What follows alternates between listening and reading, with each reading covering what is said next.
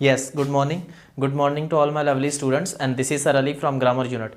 And welcome to another session of English Grammar. आज हम non finite verb का फिर से सेशन करेंगे और नॉन फाइनाइट वर्ब्स में भी पार्टिसिपल को करेंगे। इससे पहले मैंने इन्फिनेटिव्स पे वीडियो बनाई है, जिसने नहीं देखा वो एक बार वो वीडियो जाके चैनल पर देख सकते हैं। पार्टिसिपल का आज हम वीडियो करेंगे। पार्टिसिपल इसको देखने से पहले चैनल पर जा कर के देखना, मैंने नॉन फाइनाइट वर्ब्स का फंडामेंटल पढ़ाया। वो वीडियो देख लोगे तो आपको क्लियर भी हो जाएगा कि एग्जैक्टली जीरेंट, पार्टिसिपल और इन्फिनेटिव होता क्या है, क्योंकि हम तीन चीज़ पढ़ते हैं नॉन फाइनाइट वर्ब में, जीरेंट, अनदर इज इन्फिनेटिव और पार्टिसिपल। वहाँ पर मैंने आपको बताया है नॉन फाइनाइट वर्ब की वीडियो में कि जीरेंट, पार्टिसिपल और इन्फिनेटिव सब्जेक्ट के अकॉर्डिंग चेंज नहीं होता है, टेंस के अकॉर्डिंग भी चेंज नहीं होता है। सिंगुलर में भी वही जीरेंट वही इन्फिनेटिव, प्लूरल में भी वही जीरेंट और वही इन्फिनेटिव, प्रेजेंट में भी वही नॉन फाइनाइट और पास्ट में भी वही नॉन फाइनाइट। तो ये इसका कोई इफेक्ट नहीं पड़ता है सिंगुलर, प्लूरल, प्रेजेंट और पास्ट से और नंबर से, ये चेंज नहीं होता है। तो स्टूडेंट्स को कन्फ्यूजन कहाँ पर आती है, वैसे वो जनरली इन्फिनेटिव को तो वो पहचान लेते हैं, इन्फिनेटिव इज 2 + V1, ये तो समझ में आ जाता है, 2 + V1। कन्फ्यूजन कहाँ पर आती है, जीरेंट में और पार्टिसिपल में, बिकॉज जीरेंट भी आईएनजी में होता है, आईएनजी फॉर्म में होता है, और पार्टिसिपल में दो तरह के पार्टिसिपल होते हैं, एक पास्ट पार्टिसिपल, दूसरा प्रेजेंट पार्टिसिपल।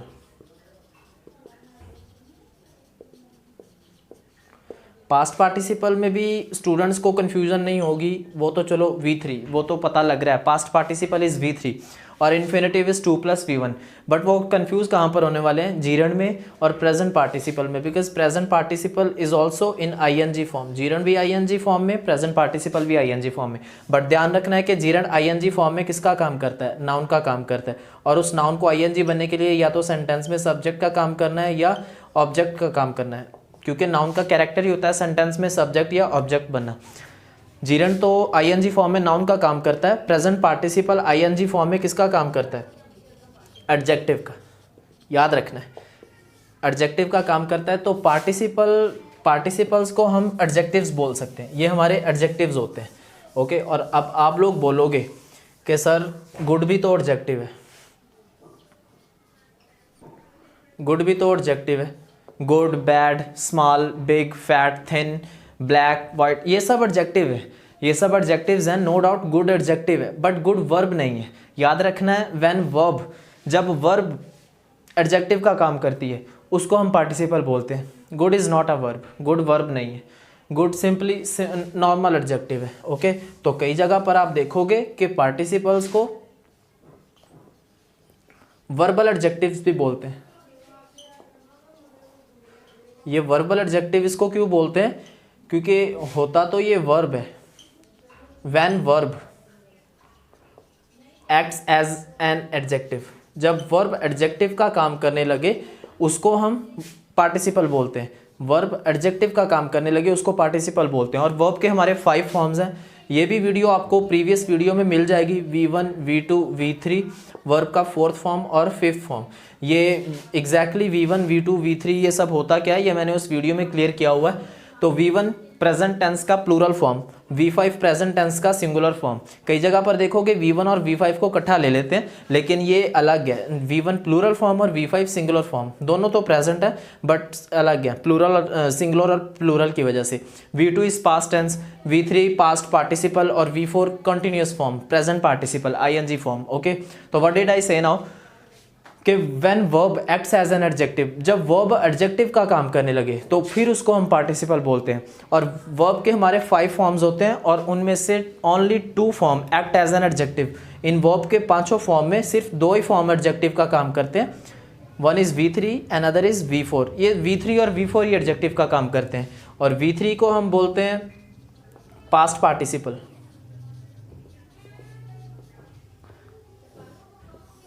V4 को क्या बोलते हैं, प्रेजेंट पार्टिसिपल। ओके, जब V3 एडजेक्टिव का काम करने लगे तो उसको हम बोलते हैं पास्ट पार्टिसिपल और जब V4 आईएनजी फॉर्म एडजेक्टिव का काम करने लगे तो उसको हम बोलते हैं प्रेजेंट पार्टिसिपल। अब ये तो मैंने आपको बता दिया, लेकिन आप लोग अब कंफ्यूज कहाँ पर होने वाले हो। आप लोग बोल सकते हो कि सर दोनों तो पार्टिसिपल, दोनों तो एडजेक्टिव हैं, पास्ट पार्टिसिपल भी एडजेक्टिव का काम करता है, प्रेजेंट पार्टिसिपल भी एडजेक्टिव का काम करता है। How will we get to know, कैसे पता चलेगा कि कहाँ पर हमें पास्ट पार्टिसिपल यूज़ करना है और कहाँ पर प्रेजेंट पार्टिसिपल यूज़ करना है। ये आपका डाउट वाला एरिया हो सकता है। बस एक छोटी सी चीज़ याद रखो कि जहाँ पर एक्शन, अभी मैं आपको एग्जांपल्स दे रहा हूँ, जहाँ पर एक्शन कंप्लीट है वहाँ पर आप किसका यूज़ करोगे, V3 का, पास्ट पार्टिसिपल का। और जहाँ पर एक्शन इनकम्प्लीट है, where the action is incomplete, वहाँ पर किसका यूज़ करोगे, प्रेजेंट पार्टिसिपल का। ये इसीलिए आईएनजी फॉर्म में है ना, it is in ING form because it's mean the action is still in progress, action is not completed, action is incomplete, that's why it is in ING form. और जहाँ पर action complete है वहाँ पर past participle. Okay, तो let me give you certain examples के through आपका concept और भी क्लियर हो जाएगा, where to use past participle and where to use present participle. Okay, चलो let us move to the sentences. अभी लिखा मैंने present participle, past participle. Present participle जब एक्शन इनकम्प्लीट, और past participle where the action is completed. Okay, sentences पर आओ। The breaking और broken glasses were repaired. ये ग्लासेस क्या है, नाउन है। कैसे ग्लासेस, नाउन को डिस्क्राइब करने वाले वर्ड्स एडजेक्टिव्स होते हैं, they are adjectives. Breaking in which form, V4 form, present participle, और ब्रोकन V3 फॉर्म में ये past participle. Okay, now you have to decide context के अकॉर्डिंग क्या यूज करना होगा, प्रेजेंट पार्टिसिपल या पास्ट पार्टिसिपल। ग्लासेस, टूटे हुए ग्लासेस को रिपेयर किया जा रहा था।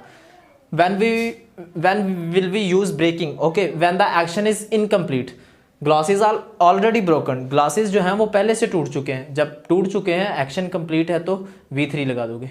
आई सा हिम ब्रेकिंग और ब्रोकन द ग्लासेस, मैंने उसको ग्लासेस को तोड़ते हुए देखा। व्हेन आई सा हिम, जब मैंने उसको देखा, the glasses were in the process of breaking. Okay, glasses जो थे वो टूटने के प्रोसेस में थे। तो ग्लासेस टूटने के प्रोसेस में थे मीन्स टूट रहे थे, V4 present participle, not past participle. The college has introduced exam orienting और ओरिएंटेड कोर्सेज। कॉलेज ने एग्जाम को ध्यान में रखते हुए कोर्सेज को इंट्रोड्यूस करवाया। ओके, कॉलेज ने इंट्रोड्यूस करवाया। ये कोर्सेज क्या है, नाउन है। अब आपको डिसाइड करना होगा ये V4 में जा रहा है, ये V3 में जा रहा है, ये action incomplete, action completed. But जो कॉलेज है उसने कोर्सेज को बना लिया है, कोर्सेज को इंट्रोड्यूस करवा दिया है। जब कोर्सेज बना दिया है, कंप्लीट है एक्शन, तो V3 लगाओगे। A country respects law abiding और अबाइडेड सिटीजन्स। हमेशा कंट्री उनको रिस्पेक्ट करती है।